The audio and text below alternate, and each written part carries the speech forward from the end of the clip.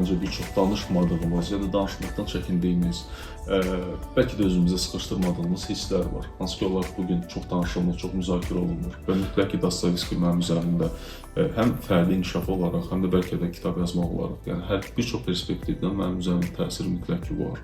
İmran obrazına gələcək kitablarınıza yer veriləcək. Salam, qonağımız gənc yazar Mürşid Mehdidir. Xoş gəlmisiniz. Xoş gördük.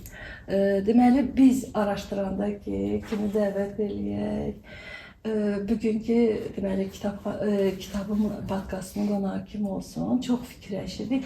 Amma bu ərəfələrdə həm nəqliyyatda, həm belə tələbələrimizin əlində, çantasında, oxu zalımızda İnanmarsınız ki, hətta mühafizədə belə sizin kitabınızın gördüm, canlı sizin kitabınızın gördüm ki, oxuyurlar və çox romantik adı var idi, məktubdakı qadın və yəni mən o qədər diqqətimi cəlb elədi. Həmçindəki bizim belə sorğu apardım ki, bizim Mürşid Mehdi kimdir və mən də dərkarsan bizim üçün doğma bir insandır, çünki yönəklidir.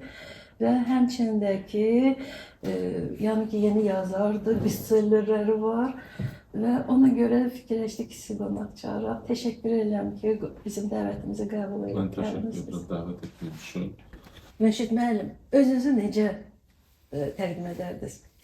Öncəliklə dəvətiniz üçün təşəkkür edirəm bir daha.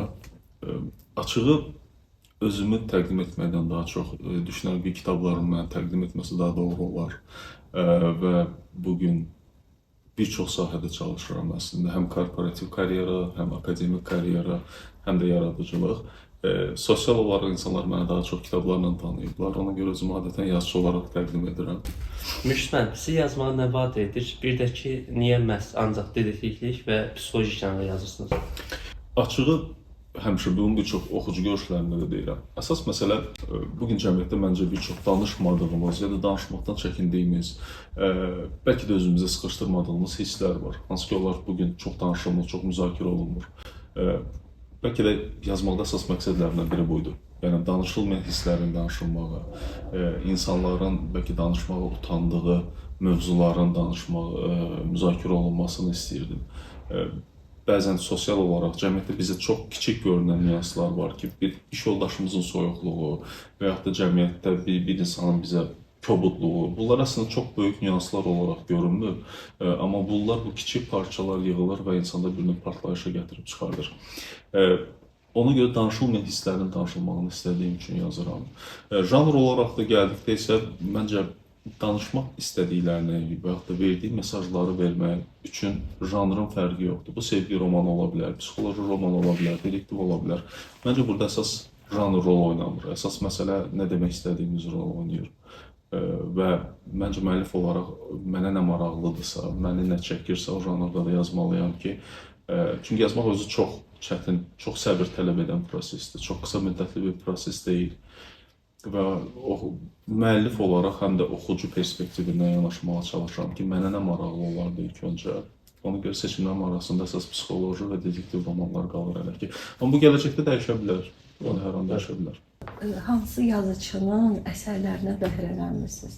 Ümumiyyətlə, olubmu ki, məsələn üçün sizin hansısa yazılarınızda elə bir ki, istinadlar var və yaxud da ki, ona üslubunuz oxşuyur və yaxud da ki, siz hansı yaradıcılığınızda təsir edən müəllifləri deyə bilərsiniz? Açıq barədə bəlkə qeyd etdiyim kimi çox danışa bilərəm. Çünki uşaqlıqdan bəri oxuma vərdişi məndə uşaqlıqdan bəri var idi. Ağlıma ilk gələnlər Dostoyevskinin bütün kitabları, bunu hər oxucu görüşündə, hər imza günündə mütləq qeyd edirəm. Və mütləq ki, Dostoyevski mənim üzərində həm fərdi inkişaf olaraq, həm də bəlkə də kitab yazmaq olaraq, yəni hər bir çox perspektivdən mənim üzərində təsiri mütləq ki, var. Onun xaricində Azərbaycanda Cəlil Məmmədquluzadəni məsləhət görərdim. Çünki incə toxunuşlarla çox gözəl mesajlara, o dövrdə o cür təzyiqin altında o cür mesajları, fikirlərini rahat ifadə etməyə bacarmaq, bu məncə çox böyük. Həm cəsarət tələb edir, həm də ağıl tələb edir. Başqa müasir yazıçılardan da Gillian Flynn misal üçün ağlıma gəlir. Etkin qız ən sevdiyim romanlardan biridir və mütləq məsləhət görərəm, əgər oxumamışsınızsa oxuyun. Bu aralar Frida McFadden oxuyuram. Artıq 4-cü kitabını oxuyuram və Düzdür, dərinliyi barədə heç nə deyə bilmərəm. Xüsusi olaraq bir mesaj verməyə çalışan bir müəllif deyil, amma kitablar çox oxunarlıdır.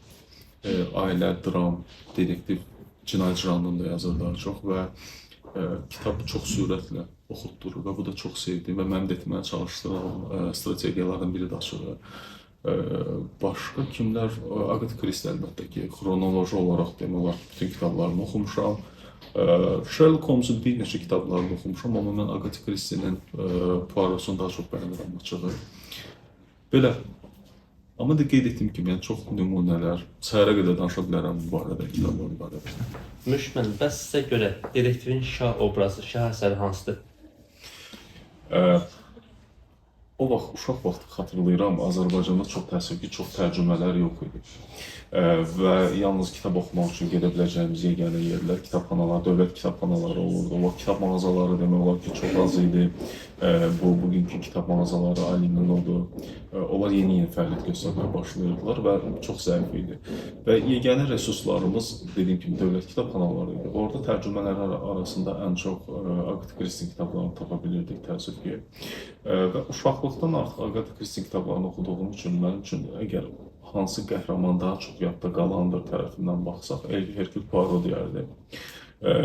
Sherlock Holmes da çox sevirəm. Arthur Conan Doyle'un mücadil personaj daha qarışıq gəlir mənə, nəinki Hercule Poirot. Amma ilk xatırladığım bunlardır. Müşmən, bilirik ki, 2 dənə kitabımız işıq özü görübdür və bestsellerdə hal-hazırda məktubdakı qadın, eləcə də ki, evdəki yad. Və burada biz eyni obrazla rastlaşırıq, İmran obrazı ilə. Və mənim fikrimcə, sizcə, İmran da Agatha Christie'nin Hercule Poirot'u, yaxud da ki, Miss Marple'ı, həmçində ki, Arthur Conan Doyle'da Holmes var, Dr. Watson var, onun kimi. Eləcə də Simenon'da var, Komissar Maigret var, Çingiz Abdullayev'da Drongo var. Yəni, mənim üçün maraqlı olardı ki, İmran da bax belə o silsilə növbəti əsərlərdə yer alacaqmı və yaxud da ki, o da sizin o seçdiyiniz bir obraz olacaqmı, yadda qalan obraz? Mən istəyərdim bax bilmək ki, İmran obrazına gələcək kitablarınıza yer veriləcəkmi? Digər saydığınız dedektiv personajların hamısının ortaq bir cəhəti var. Hər biri, yəni normal insan IQ-sündən çox yüksək IQ-ya sahibdirlər. Yəni biz insanların və yaxud da orta IQ-da olan insanların görə bilmədiyi tərəfləri görə bilirlər. Mən isə İmran personajını yaradanda ən çox diqqət etdiyim nüans bilirsiniz nədir? Personajın bizdən biri olmalı. Yəni səhvlər eləyir, bəzən emosional qərarlar verir, hər nə qədər emosionallıqdan qaçsa da. Yəni, yaratmağa çalışdığım personaj bir Sherlock Holmes, bir Hercule Poirot deyil əslində. Bizdən olan bir insanın hekayəsidir. Amma hekayəsi davam edəcək. Amma bir yerdə İmranın da hekayəsi bitəcək və ondan sonra yəqin artıq başqa personajlara fokuslanmalı olacaq. Amma bəli, 4-cü kitabda da İmran hekayəsi davam edir. Böyük ehtimalla 5-ci kitabda da davam edəcək. Amma qeyd etdiyim kimi, məqsədim bir dedektiv, fərqli bir dedektiv personaj yaratmaq deyil. Bizdən biri olmalıdır və hadisələrin arxasınca gedərkən də bizim etdiyimiz səhvləri edən bir insan olmalıdır deyə düşünürəm. Çünki hal-hazırda ədəbiyyatda kifayət qədər IQ-su yüksək, bizdən fərqli, kifayət qədər dedektiv personajları var. Mən istəyirəm ki, İmran bizdən biri olsun. Deməli, hər iki əsərində baş qəhrəman qadınlardır, xanımlardır, həm də ki, müxtəlif yaşda xanımlardır. Necə deyərlər, sizə də xanımlar böyük qüvvədirlər. Sözsüz əlbəttə ki, xanımlar böyük qüvvədirlər və məncə kitablarımda çox vurğulamağa çalışdığım nüanslardan biri budur. Gücün qadının kişisi olmur. Söhbət fiziki gücdən getmir əlbəttə ki. Məncə pisin qadının kişisi olmur, əxlaqın da qadının kişisi olmur. Yəni burada cinslərdən söhbət getmir, insanlardan söhbət gedir. Texniki tərəfindən də baxsaq, dünyada ümumiyyətcə psixoloji, thrillerlər olsun, dedektivlər olsun, bunlarda adətən başrol hadisə mərkəzində xanımlar olur. Və düşünürəm ki, məncə bir qadının keçdiyi yol çətinlikdən azadlığa doğru getdiyi yol məncə oxucunun diqqətini daha çox çəkir. Çünki hər şeydən öncə mən özümdə bir oxucuyam və hər zaman yazanda o perspektivdən də yanaşmağa çalışıram. Və qadınlar məncə bu gün cəmiyyətdə ən böyük motivasiya mənbələrimizdən biri də onlar. Onların uğurları, xüsusilə Azərbaycan xanımlarının uğurlarını görmək bizi daha çox qürurlandırır. Ona görə düşünürəm ki, bəli, əlbəttə müzakirə açıq deyil. Mütləq şəkildə qadınlar böyük qüvvədir və həyatımızda onlar hər zaman çox-çox böyükdür. Məncə cəmiyyətin inkişafı.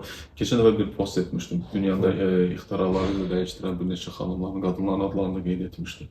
Bunları mediada niyə çox görə bilmirik, bilmirəm.